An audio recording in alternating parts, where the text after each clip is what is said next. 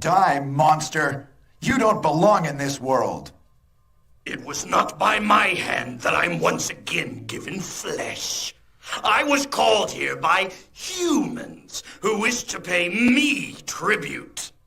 Tribute? You steal men's souls and make them your slaves.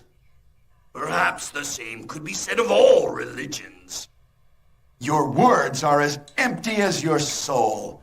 Mankind ill needs a savior such as you.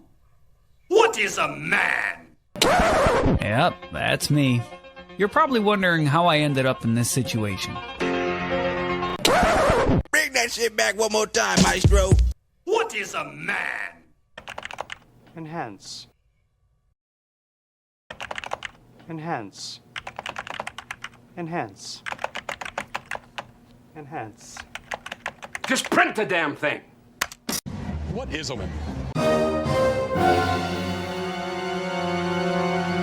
Mother of God. Nah, we aren't doing that one. Sorry, not yet. Hey, how's it going? What that smell like? What's good? And why? Disclaimer, I'm not a Castlevania mega fan or an epic gamer. I haven't played most of the games and haven't finished any of the ones that I started. Again, I'm just a dude that likes stories, and Castlevania has some great stories in its history. So any mistakes regarding lore or franchise history is just ignorance on my part. Thank you for your understanding and patience. Who is Aria, and why is she so damn sad? When I was looking up Aria of Sorrow's development and plotline, I found something interesting. While developing the game's backstory, executive producer Koji Igarashi based facets of the plot on Nostradamus' prediction of a big evil lord in 1999. Now, if you don't know who Nostradamus was, he was black. I don't care what quote-unquote books tell you, Nostradamus was black. Look at the photo evidence. It's staring you right in the face, yet you refuse to accept the truth. Wake the fuck up, sheeple. A little backstory on Nasi. I did not consider what that word would sound like out loud. Nostradamus was a French astrologer, physician, and probably the most widely known seer of the 14th century. He made predictions which were really just insightful, educated guesses, some of which appeared to come true, but only because they were so vague. One day, a great emperor from around Italy will cause much death. Damn, Nos, never seen that happen before. You're on some Final Destination shit. Stay away from wire fences. Some predictions, such as details concerning the French Revolution and the Big Evil Lord of 1999, contributed to his reputation as someone with some sort of divine gift of clairvoyance. I once thought my ex had a divine gift, but it turns out she was just bipolar. Any port in a storm, I suppose. He was also expelled from medical school, but still practiced medicine during the height of the plague. Regulations on medical practices were a lot more lenient back when doctors checked your humors and prayed to diagnose conditions. His prediction of the evil lord became the backdrop for Aria of Sorrow's story and also ties into the themes of the story itself, as you'll see. But this video isn't about Nostradamus, it's about a game. Prophecy does play a role in the game's story, especially for our main character Soma, the Drip Master. But before talking about that game, I know, in my Mr. Rogers lesson of the week, quick overview of the Castlevania franchise as a whole.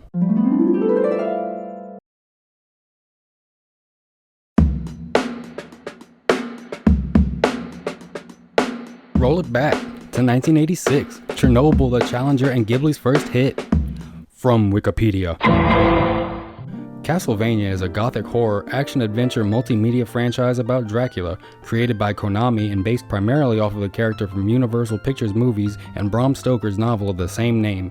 Entries in the series have been released on everything from the NES to the PS3, even handhelds and mobiles, as the British would say. The franchise expanded to several spin-off video games and other media, including comic books and an animated television series. Aria of Sorrow is one of those handheld spin-offs.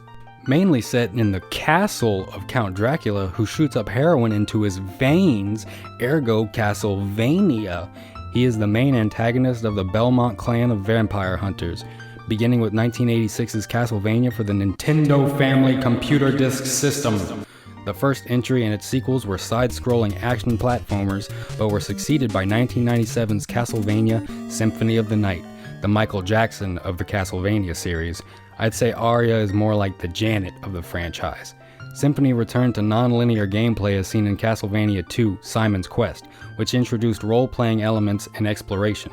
Later installments adopted Symphony of the Night's gameplay, and along with Super Metroid in 1994, popularized the Metroidvania genre. There are a few Castlevania games released from 1986 to 2014, and in 2003, Castlevania Aria of Sorrow was released for the Game Boy Advance. So let's start this thing right. Pop a squat, grab a bottle of Mana Prism, and Would you kind? share a little bit of your time.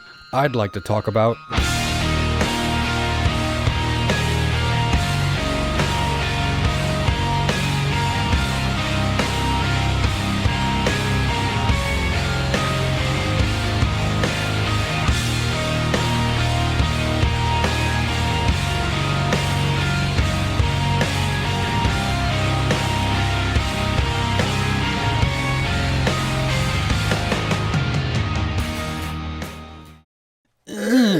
But Simon, why start with Aria of Sorrow instead of Symphony of the Night? It's the most iconic game in the franchise! Silence! because it's the first game I clicked on to play on my emulator. That's why. Plus, I'd rather save the more popular games for when I actually have the skills to give it the video it deserves. I'm all about that respect. Story. 36 years before the start of Aria of Sorrow, Dracula was defeated once and for all by the Belmont clan, and his powers sealed into a solar eclipse. Shortly after his death, a prophecy was made that a new master would come to his castle and inherit all of his dark powers. Crowds of spectators are gathering around in anticipation for the first full solar eclipse of the 21st century. You are Soma Cruz, a transfer student studying in Japan, traveling to the local Karibu shrine for a solar eclipse with your childhood friend Haruka Karibu, daughter of the priest that tends to the shrine. On this day, though, the stairs to the shrine are feeling a bit longer than usual, and when you finally reach the gate, you fall unconscious. The pitch-black sun is holding chaotic darkness together, trying to arouse a sleeping soul as if looking for its missing other half. Wake the fuck up, samurai! You're jostled awake, looking on the face of Haruka and a stranger in what seems to be a European castle. The stranger asks you why you have come to Dracula's castle. You sit confused, asking if you've somehow been transported to Europe. The stranger tells you no, don't be ridiculous. You're actually inside of a solar eclipse. Don't ask stupid questions like that ever again. Mina informs you of the stranger's name is Genji Avocado, and before he can properly explain the situation, a group of creatures pulls up, ready to jump you. Gremlin Nikocado dispatches all but one skeleton, who lunges at Haruka, forcing you to protect, then attack, 'cause Haruka a snack. Ugh, Simon, she's in high school. Yeah, in 2003. I was 8. Fuck you. You swiftly defeat the skeleton and a glowing orb it leaves behind enters your body. The skeleton is now inside you, and you will never get it out. Seeing your concern for what just happened, Geisha Hokkaido explains that you possess the power of dominance. The spirit of the creature you killed has just entered your body. You have the power to absorb the abilities of the monsters you kill. Confused even more, you ask why.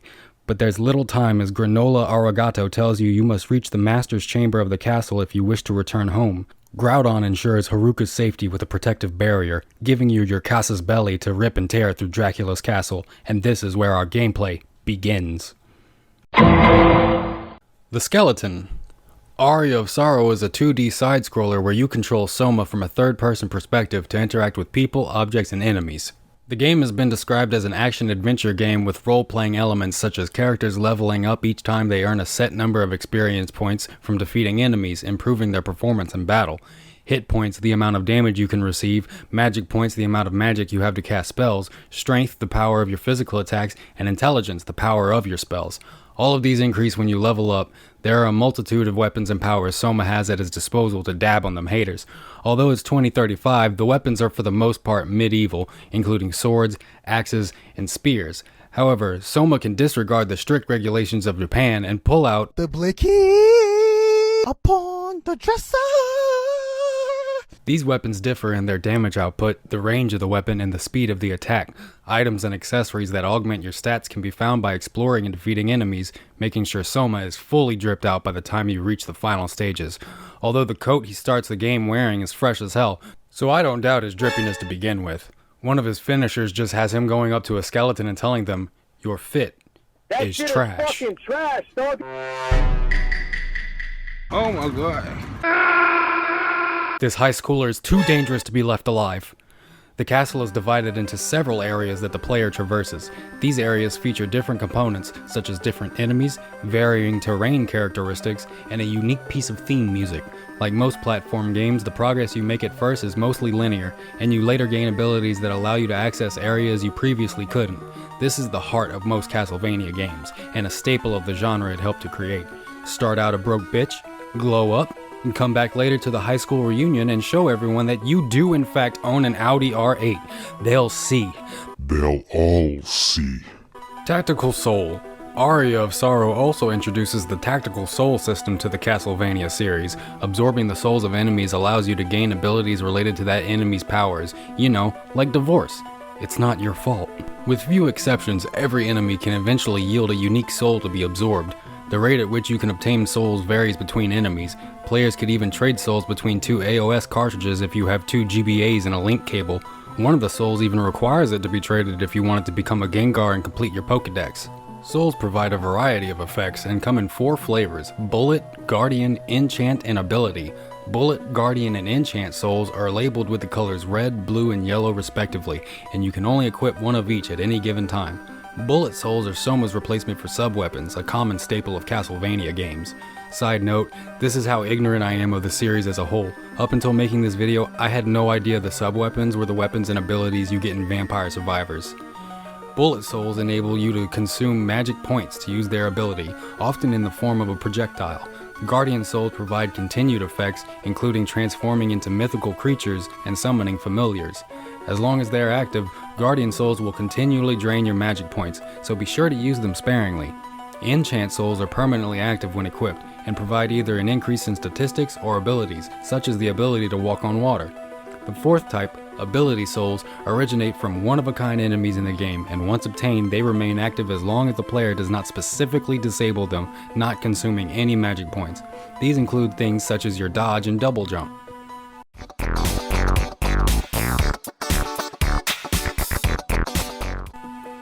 Style and sound. This is a Castlevania game, and if you know anything about Castlevania, it's got style pouring out the wazoo. The design of enemies, weapons, characters, and locations is distinctly Castlevania.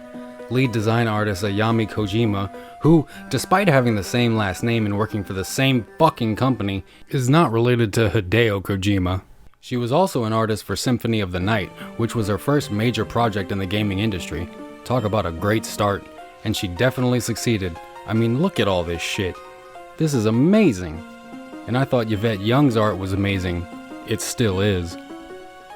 Executive producer Koji Igarashi was also a programmer on Symphony of the Night. We have an entire Dream Team dynasty working on this game. The art and writing of Castlevania are 2 of its strongest aspects. Gothic architecture, religious designs, primarily Christian cathedral designs, character design, and story has cemented the style of the series from its first entries to the most recent. Aria of Sorrow technically takes place in Japan in 2035, which honestly the only signs of it are the shrine gate in the opening cinematic, various modern weapons you and enemies use in the game like guns and grenades, and some modern clothing too worn by the characters, such as the Drip Master. The gothic style of Dracula's castle remains the main backdrop for your adventure. Igarashi even said there's a certain expectation that comes with a Castlevania game, so the options for the style and art of the game are somewhat limited, but they were excited to work on a story in a never-before-used setting. There's a great interview with him and other team members in this Schmooplations interview I found while looking this info up. Definitely worth a read if you like that kind of stuff.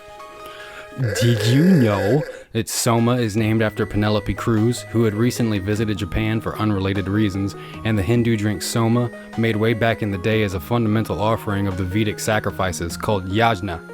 So far back, in fact, scholars have no idea what plant juice it was actually made of. The stalks of the plant were pressed between stones, and the juice was filtered through sheep's wool and then mixed with water and milk. We learn shit here. That's how we roll. In the original Japanese version of the game, Soma is Japanese too, so you have a Spanish, Indian, and Japanese-inspired character that uses the powers of a suave Eastern European Lord of Darkness, and they say the Japanese don't appreciate other cultures. The writing of the game veers off from the usual plotline of playing as a member of the vampire hunting Belmont clan and hunting down Dracula. Instead puts you in the shoes of an unknown character making his way through Dracula's castle. In this game, just trying to find a way back home with his QT 3.14 friend. Or is it? There's over 100 enemies in the game. I am not going over all of them. There's a skeleton that throws curry at you based on main programmer Shutaro Ida, and the zombie officer deserves its second death every time. Yes, they deserve to die, and I hope they burn in hell! The music was composed by Michiru Yamane with the help of Takashi Yoshida and Soshiro Hokai, and much like Strafe, it slaps. Please go listen to it. I have no notes. Another fun fact though, the Japanese name for Aria of Sorrow is a Katsuki no Minuet, which Igarashi pulled from one of Yamane's music books, and other than thinking the name sounded cool, represented the way the souls surrounding Soma on his adventure reflected the ways dancers dance around each other during a minuet. It's fucking thematic. There's levels to this shit. It's infotainment, you ignorant bitch. Speaking of themes, throughout your adventure you discover the real sauce. Delving deeper into the castle, you soon begin to understand more about it, the history of Dracula, the prophecy concerning his death, and yourself. Exploring further, Soma meets people that have come to the castle for reasons all related to the prophecy of Dracula's defeat in 1999 and reincarnation. This prophecy is explained to you by Graham Jones, a missionary that befriends you and explains how Dracula was defeated and killed by vampire hunters who sealed his power within the eclipse, a symbol meant to control anger and evil. But wait! There's more! That's not the whole prophecy. The rest of it is that in 2035, a new master will come to the castle and he will inherit all of Dracula's powers. Graham then swiftly leaves you to ponder your orbs over this new information. You meet a surprising number of people that are somehow able to enter a castle located in the middle of a solar eclipse, missionaries, witches on assignment from the Catholic Church, I guess they got over their differences, a fucking glowy looking for the ghost of Terry Davis, a soldier named Hammer investigating the shrine who was pulled into the castle and just abandons his mission to become your shopkeeper, and an amnesiac who was drawn to the castle. Yeah, I'm sure he won't turn out to be important, all just hanging around, waiting for you to find them so their dialogue script activates. Proceeding further, you meet the witch Yoko Belnades, who is present on the orders of the Catholic Church. Yoko is looking for Graham, who she believes is sus and the imposter. Inheritor of Dracula's powers. She clarifies that she knows Ginyu Half-Retardo, but lets slip a name you haven't heard before. She also reveals that Genshin and Soma have the same dark powers. Soma is shocked. Shocked! He insists he has no desire to control monsters, and since the powers started, he's begun to lose his sense of self. She explains that just because there are dark powers doesn't mean they have to be used for evil. It's like a weapon. Its user decides whether to use it for good or evil, revealing that they are not necessarily bad, but inherent to Soma himself. You later find Teddy Graham giving Yoko some penetration. I'm not looking at anyone. If someone could...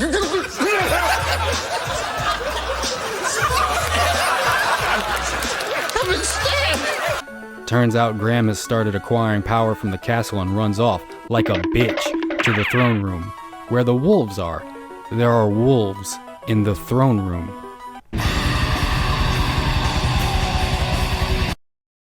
Ghibli Haribo tells you must chase down Graham to the throne room. It's the only way to save Yoko and Mina. Reluctantly, you oblige. On your way there, you again meet the amnesiac, only known as Jay, who says his memories came flooding back when in the presence of your dark powers.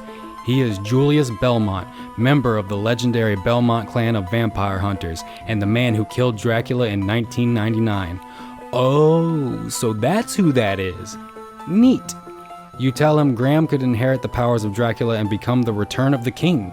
He can't allow that, not again, but must first gather his whip, called Vampire Killer, somewhere in the castle. Man, just look at the fucking drip on these people. This series rules, I swear. You wish him luck, and continue to your fight with Grammy Jones. Soma ascends to the castle's keep and confronts Graham in the throne room. The missionary has been given the castle's dark power. Although Soma's sole desire is to leave the castle, Graham is convinced that you must be killed for absorbing the souls of the castle's monsters. Stop! You violated the law. You manage to defeat Graham. He even tries to use a newfound demonic form, but the Soma drip is too strong, and you call his fit trash. As he falls in defeat, Soma absorbs his powers. Did you not think it strange that you had the power to steal the abilities of your enemies? To control their actions in accordance to your will? Do you truly believe a random high school student would gain these powers for no reason after being transported to a medieval castle in the middle of a solar eclipse out of the blue? Come on, Soma. Think. You're special. You're meant for great things. You're meant for dark things. Yep. You're the reincarnation of Dracula. Spoilers, Simon. Oh, sorry, did you want a spoiler notice for the Game Boy Advance game from 2003 that you were definitely about to play any day now? Man, shut your bitch ass up, nigga. Nobody asked you that a bitch ass thing. Soma is the reincarnation of Dracula prophesized in 1999. This is how the team spun the Nostradamus prophecy around to fit their game. Graham Jones, a missionary of all people, thought he was the reincarnation of Dracula. He literally thought he was him. How? Soma I fuse with the castle. You should be getting washed. Your ass. It's quite simple, actually. I'm him, and you are not. This fate is not yours. Prophecy means nothing to you. You just want to be a normal person and live your life with your QT 3.14 age of majority FWB. Rifts begin to form in the castle, including a portal to your homeworld. Now, there are a few endings to this game, but I'm just gonna go with the canon one. I will mention that in the bad ending, Soma embraces his new title as Dracula and sits upon his throne, waiting for Julius Belmont to find him. When Julius appears in his throne room, Somacula throws a wine glass to the floor, just like Dracula did in Symphony of the Night. There's levels to it, bitch! Genjutsu explains the evil in the spirit trying to enter Soma's soul comes from those who seek chaos and destruction. You need to cut off the source of the chaos influencing this spirit, of which a stream exists within the castle. You must go to it, a place where only you, Dracula, can go. En route, you encounter and fight Julius, who insists you are Dracula and must be destroyed, but upon his defeat he realizes the soul of Soma wishes to fight the corruption, so you tell Julius, "From here I will set off to fight against my own fate. If I lose the battle and become the reincarnation of evil, I want you to kill me." He promises and wishes you farewell. If I get sent to that camp and I come back emo, kill me. Promise that you'll kill me. I promise. You enter a room with a brazier? Brazier?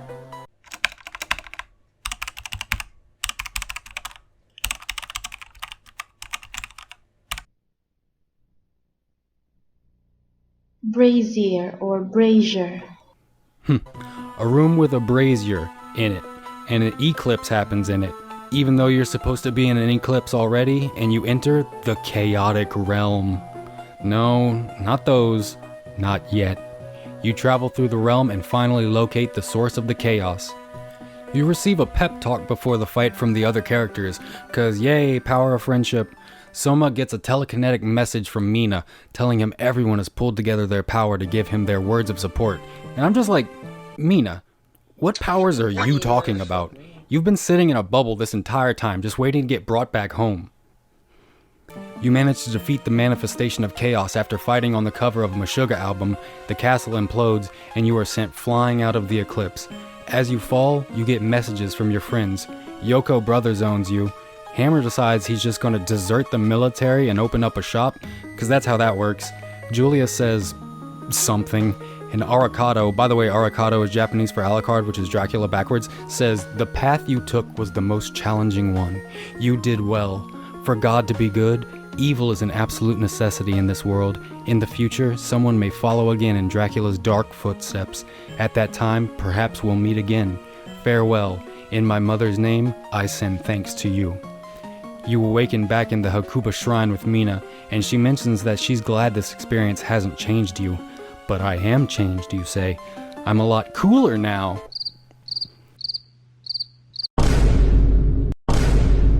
Bruh. You just had to ruin it, didn't you? Bro, turn in the drip card. I can't believe I rode for you for this long. Get out of my sight!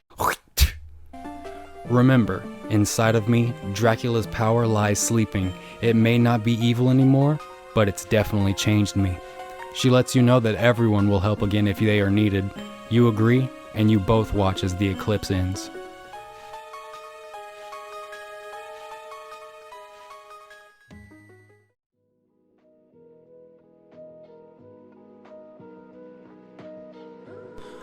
Whew, it took a while.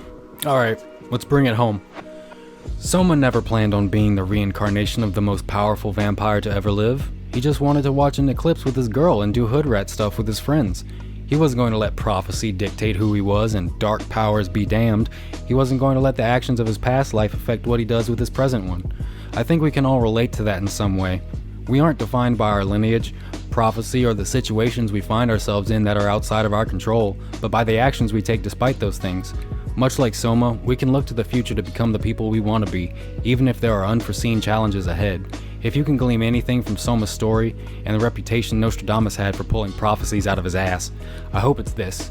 Nobody knows what comes next. We all live in a chaotic, ambivalent, and sometimes cruel world, but that doesn't mean we have to allow our lives to be set in stone. There's always another way to move forward, a better way to march through this existence, and I think many people could use that little encouragement to make this life what they will, as I hope anyone hearing this might consider. If you just wanted game stuff, you can head out. Thank you for their time. I'm just gonna get into some more cringe now. This video definitely took less time than the last one. I'm finally feeling like I'm starting to develop a system for how these things should be made, but then again, it's the only second video I ever made. I still feel like I'm improving though, and that's a great feeling. I appreciate you watching or listening to this and hope it wasn't a total waste of your time. Even if it was just entertaining, maybe, I still see that as a win. I hope you continue from this with some hope for the future and consider some of the things I've said. But even if not, I still hope you had a good time and wish you all the health, happiness, humility, and wisdom you could need. Thanks for stopping by, and I'll see you in the next episode. Deuces. Who is Aria, and why is she so damn sad? When I was looking up Aria of Sorrow's development, kind of sounds like I'm like from California or something.